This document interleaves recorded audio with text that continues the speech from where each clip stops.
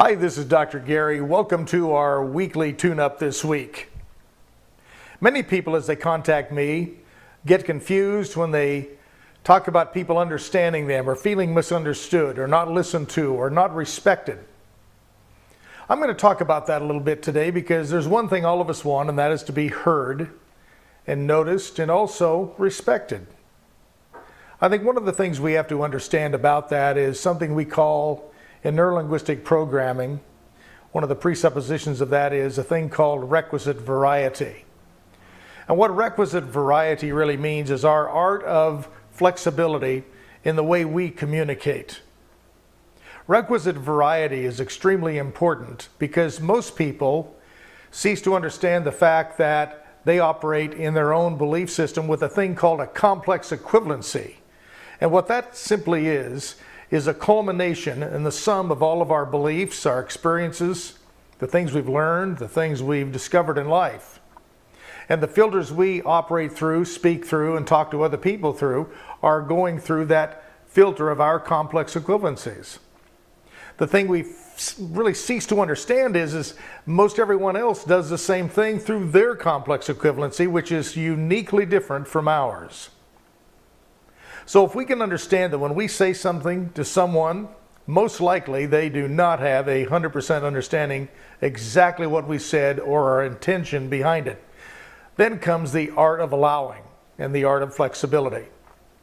If we can go through life understanding that just about everything we say is pretty much understood by just about everybody completely, and understand that there's going to be challenges in our life because of being misunderstood, it's not something's wrong with us or something's wrong with that person. It's simply that complex equivalency is different for both of us, which means we've got to learn how to slow down. We've got to learn how to deliver our intention a little bit better and make sure someone understands our view. And many times the best way to understand them is to think about them as you're saying it and their experiences in life or where they come from in life, and understand if you're from a whole different station in life than the person you're talking to, they may have a complete misunderstanding of your intention and what you're even talking about. And yet they can still say, yeah. And that doesn't mean they understand it. It means they're probably more confused than ever. If you can understand your complex equivalency is unique to everyone else, so if you're a little misunderstood even by your spouse or your loved ones or your children, that's not unusual. We all are. And also, no matter how hard you work at communicating with someone and being understood, there's always going to be those times where 1 year later, 5 years later, even 10 minutes later, somebody says, yeah, I heard what you said, and I heard you say this, this, or this, and that isn't anything like what you said. So the moral of the story, I guess, is simply this: for people that have a trouble understanding others and are being understood themselves, is to slow down a little bit and understand you're coming from a whole unique viewpoint, and your viewpoint is unique to you.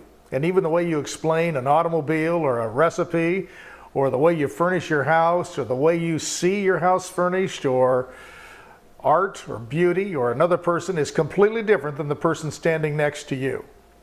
Their interpretation of it and their understanding of it filters through their complex equivalency, as does yours through your complex equivalency.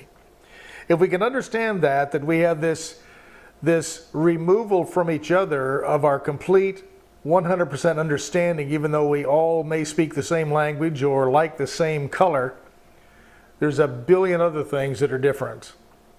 Slow down. During this week, really think about these relationships you have. Think about your conversations this week and watch this taking place in front of you.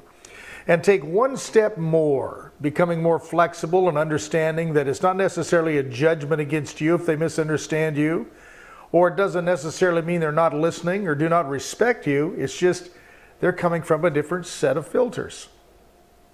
Let's work on that, and let's be a little more understanding and generous in allowing other people to misunderstand us and not be so offended by it, and just work a little bit more at explaining things from maybe different viewpoints, not just your own. Until next time, this is Dr. Gary. Thanks for all you new people that have come on board. Really appreciate it. Thanks for spreading the word around. And if there's something you'd like me to discuss or maybe help with, just send me an email. So until next time, wishing you a great week. Bye-bye.